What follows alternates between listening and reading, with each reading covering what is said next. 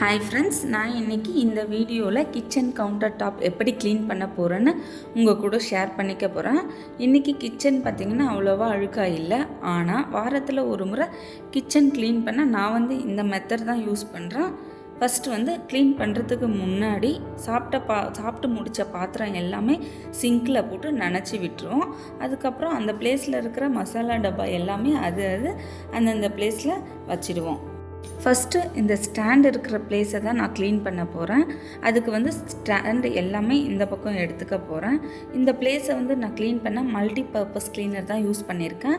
அது நானே ரெடி பண்ணது தான். என்ன யூஸ் பண்ணியிருக்கேன்னா விம் ஜெல், அப்புறம் பேக்கிங் சோடா, அப்புறம் வினிகர் யூஸ் பண்ணி தான் க்ளீன் பண்ணியிருக்கேன்.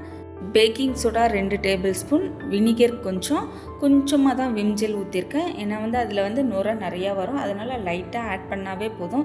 ஆட் பண்ணிவிட்டு அதை ஃபுல்லாக ஸ்ப்ரெட் பண்ணிவிட்டு நம்ம ஸ்டீல் நாட்டில் ஃபஸ்ட்டு தேய்ச்சி விட்டுடலாம். அதுக்கப்புறம் ஒரு கிளாத்தை நல்லா நனைச்சிக்கிட்டு ஃபுல்லாக நல்லா தொடச்சி விட்டுருவேன். தொடச்சி விட்டுட்டு அதுக்கப்புறம் என்ன பண்ணுவேன்னா கற்பூரம் ஒரு 2-3 எடுத்துக்கலாம். அதில் டெட்டால் ஊற்றிக்கலாம். டெட்டால் ஊற்றி நல்லா கலந்து விட்டுக்கலாம். கலந்து விட்டுட்டு அதில் ட்ரையான கிளாத்தை நனைச்சிட்டு நல்லா பிழிஞ்சிட்டு அதுக்கப்புறம் அந்த பிளேஸை நல்லா தொடச்சி எடுத்துக்கிறேன். இந்த மாதிரி பண்ணும்போது நமக்கு கருப்பாம்பூச்சியோ எறும்போ அது சீக்கிரமாகவும் வராது. ஒரு 2-3 வாரம் வரைக்கும் நல்லா வாசனையாகவும் இருக்கும். அந்த பூச்சியெல்லாம் கிட்ட வராது. அப்புறம் என்ன பண்ண போகிறேன்னா எடுத்து வச்சுருக்கிற ஸ்டாண்டு எல்லாமே ஸ்க்ரப்பர் வச்சு தான் நான் தேய்ச்சி எடுக்க போகிறேன். அந்த தண்ணி டெட்டாலும் கற்பூரமும் வச்சோம் இல்லையா, அந்த தண்ணி யூஸ் பண்ணி தான் நான் க்ளீன் பண்ண போகிறேன். ஃபஸ்ட்டு அந்த தண்ணியை டிப் பண்ணிவிட்டு ஃபுல்லாக ஸ்க்ரப்பரில் நல்லா தேய்ச்சி எடுக்கலாம். அப்போ தான் அந்த துரு பிடிச்சதெல்லாம் நல்லா கொஞ்சம் க்ளீன் ஆகும். அதுக்கப்புறம் நார்மல் கிளாத் வச்சு நான் தொடச்சி எடுத்துக்க போகிறேன். ட்ரை பண்ணி வச்சாதான், ட்ரையான கிளாத்தில் தொடச்சி எடுத்தால் தான் நமக்கு துரு பிடிக்காது. ஈரமாக இருந்துச்சுன்னா அந்த இடம் சீக்கிரமாக துரு பிடிச்சிடும். அதனால தான் இந்த மெத்தட் யூஸ் பண்ணுறேன். அதே போல் டெட்டால் ஊற்றி க்ளீன் பண்ணுறதுனால பூச்சியெல்லாம் சீக்கிரமாகவும் வராது. அந்த ஸ்டாண்டும் நல்லா க்ளீனாகவும் இருக்கும். அதனால தான் நான் இந்த மெத்தடை யூஸ் பண்ணியிருக்கேன். அதே போல் அதே வாட்டரை வச்சு நம்ம யூஸ் பண்ணக்கூடிய பாத்திரம், இந்த உப்பு, மிளகாத்தூள் எல்லாம் போட்டு வச்சுருக்கோம் இல்லையா, அந்த பாத்திரத்தை நான் மேலோட்டமாக தொடச்சி எடுத்துக்க போகிறேன். ஏன்னா அது மேலேயும் எறும்பு வரத்துக்கு வாய்ப்பு அதிகமாக இருக்குது. அப்பப்போ க்ளீன் காலியாச்சுன்னா அதை அப்பப்போவே வாஷ் பண்ணி வச்சுக்கிட்டா இன்னும் யூஸ்ஃபுல்லாக இருக்கும்.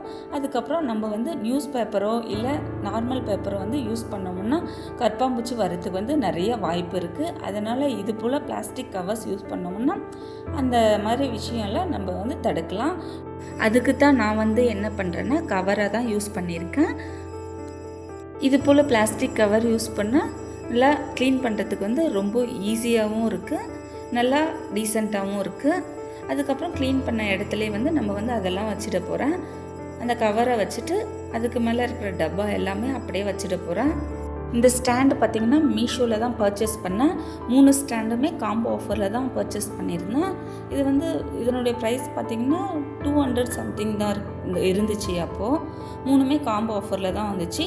இதில் தோசை தவா, சப்பாத்தி தேய்க்கிறது எல்லாம் வைக்கிறதுக்கு ரொம்ப யூஸ்ஃபுல்லாகவே இருக்குது.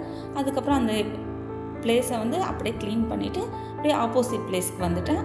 அதே க்ளீனர் தான் நான் யூஸ் பண்ணியிருந்தேன். அதே மெத்தட் தான் யூஸ் பண்ணியிருந்தேன். அது போல் யூஸ் பண்ணோம்னா சீக்கிரமாகவும் அந்த பிளேஸ் ட்ரை ஆகிடுது. ரொம்ப ஈரமாகவும் இருக்கிறது இல்லை, சீக்கிரமாகவும் ட்ரை ஆகிடுது. நல்லா க்ளீனாகவும் இருக்குது. வேலை ஈஸியாகவே முடிஞ்சிருது. இப்போ நிறைய தண்ணி ஊற்ற வேண்டிய அவசியமும் இல்லை. அடுத்து கேஸ் ஸ்டவ் அதே க்ளீனர் வச்சு தான் க்ளீன் பண்ண போகிறேன். ஃபுல்லாக ஸ்ப்ரெட் பண்ணிவிட்டு தேய்ச்சி விட்டுக்க போகிறேன். தேய்ச்சி விட்டுட்டு ஃபுல்லாக அதே மாதிரி டெட்டாலை வச்சு ஃபுல்லாகவே தொடச்சி எடுத்துக்க போகிறேன். தொடச்சிட்டா நல்லா க்ளீனாகவும் ஆகிடுச்சு. கேஸ் ஸ்டவ் பார்த்திங்கன்னா சமையல் வேலை முடிச்சதுமே ஒரு முறை நல்லா தொடச்சி எடுத்துட்டோம்னா நல்லா க்ளீனாகவே மெயின்டைன் பண்ணலாம். நமக்கு ஆன் பண்ணுற இடத்துல நிறைய அழுக்காகும். அங்கே நம்ம டூத் ப்ரஷ்ஷை வச்சுட்டு நல்லா தேய்ச்சி டெய்லியும் தினமும் வேணால் வாரத்தில் ஒரு முறை அது போல் க்ளீன் பண்ணாவே நல்லா க்ளீனாக மெயின்டைன் பண்ணலாம். அதுக்கப்புறம் நான் பாத்திரம் கழுவி போகிறதுக்கு இது போல் அன்னக்கூட தான் யூஸ் பண்ணியிருக்கேன். ஏன்னா அங்கே கிச்சனில் தண்ணி ஒழுகுனா அப்படியே லாஸ்ட்டில் போய் நின்றுடும். அதனால் இது போல் கூட யூஸ் பண்ணோம்னா அடியில் வந்து தண்ணி நின்றுடுச்சுன்னா அதுக்கப்புறம் வந்து நான் வந்து பாத்திரத்தை எடுத்து கவுத்துட்டு அதுக்கப்புறம் அந்த அன்ன கூடையை வாஷ் பண்ணி வச்சுருவேன். அதுக்கப்புறம் சிங்க்கு வந்து நல்லா அதே லிக்யூடை தான் வச்சு க்ளீன் பண்ணியிருக்கேன். நல்லா ஸ்க்ரப்பரை வச்சு தேய்ச்சி விட்டுட்டு க்ளீன் பண்ணிக்கலாம். அதுக்கப்புறம் நம்ம யூஸ் பண்ண ஸ்க்ரப்பர் எல்லாமே வந்து ஃபங்கஸ் வந்து ஃபார்ம் ஆகிருக்கும். அதனால் வந்து டெட்டாலை வந்து ஊற்றி நல்லா க்ளீன் பண்ணிக்க போகிறேன். இது போல் பண்ணும்போது அதில் இருக்கிற டஸ்ட்டு எல்லாமே க்ளீன் ஆகிடும். அடுத்த முறை எடுத்து யூஸ் பண்ணுறதுக்கு வந்து நல்லாயிருக்கும். அப்புறம் நான் என்ன பண்ண போகிறேன்னா, நம்ம தொடச்சி எடுத்தோம் இல்லையா, அந்த துணியெல்லாம் வந்து நிறைய எண்ணெய் பசை இருக்கும். அதனால் நார்மலாக வாஷ் பண்ணி போட்டாவே அந்த எண்ணெய் பசெல்லாம் போகாது. அதனால் ஹீட் வாட்டரில் வந்து கொஞ்சம் நேரம் ஊற வச்சிடலாம். விம் ஜெல்லை தான் யூஸ் பண்ணியிருக்கேன். அதுலேயும் விம் ஜெல்லை போட்டு நல்லா ஊற வச்சுட்டு அதை வந்து நார்மல் வாட்டரில் வந்து நல்லா அலசி எடுத்துட்டா அதில் இருக்கிற எண்ணெய் பசை, அதில் இருக்கிற அழுக்கு, டஸ்ட்டு எல்லாமே வந்து சுத்தமாக க்ளீன் ஆகிடும். அந்த ஸ்டாண்டு க்ளீன் பண்ணுறதெல்லாம் 3 வாரத்துக்கு ஒரு முறை க்ளீன் பண்ணாவே நல்லா மெயின்டைன் பண்ணலாம். எடுத்த பொருளை எடுத்த இடத்துல வச்சாவே நமக்கு வந்து பாதி வேலை முடிஞ்ச மாதிரி ஆகும். அப்புறம் பாத்திரம் வாஷ் பண்ணிவிடுவோம். வாஷ் பண்ணி அன்னக்குள்ளே போட்டுருவோம். அதை வந்து எடுத்து வைக்கணும். அது மாதிரி எடுத்து வச்சாலும் இன்னும் பாதி க்ளீன் ஆகிடும் கிச்சனே. எனக்கு தெரிஞ்சதை ஷேர் பண்ணியிருக்கேன். இந்த வீடியோ பிடிச்சிருந்துச்சுன்னா சிங்கப்பெண்ணே சேனலை வந்து லைக் பண்ணிவிட்டு சப்ஸ்கிரைப் பண்ணிக்கோங்க. அடுத்த வீடியோவில் அடுத்த டிப்போடு பார்க்கலாம். பிடிச்சிருந்தால் ஃப்ரெண்ட்ஸுக்கு யாருக்காச்சும் ஷேர் பண்ணுங்கள். தேங்க்யூ.